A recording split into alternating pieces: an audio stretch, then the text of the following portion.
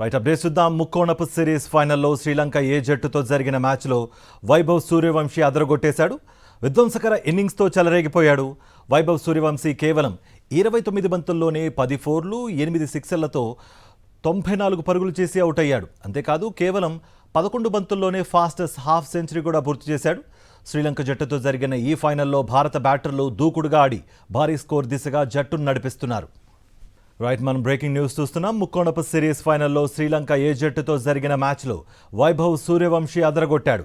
విధ్వంసకర ఇన్నింగ్స్తో చెలరేగిపోయాడు. వైభవ్ సూర్యవంశీ కేవలం 29 బంతుల్లోనే 10 ఫోర్లు 8 సిక్సర్లతో 94 పరుగులు చేసి అవుట్ అయ్యాడు. అంతేకాదు కేవలం 11 బంతుల్లోనే ఫాస్టెస్ట్ 50 కూడా పూర్తి చేశాడు.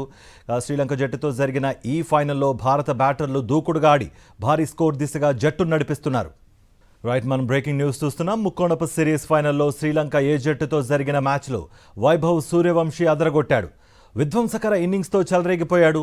వైభవ్ సూర్యవంశీ కేవలం 29 బంతుల్లోనే 10 ఫోర్లు 8 సిక్సర్లతో 94 పరుగులు చేసి అవుట్ అయ్యాడు. అంతేకాదు కేవలం 11 బంతుల్లోనే ఫాస్టెస్ట్ 50 కూడా పూర్తి చేశాడు.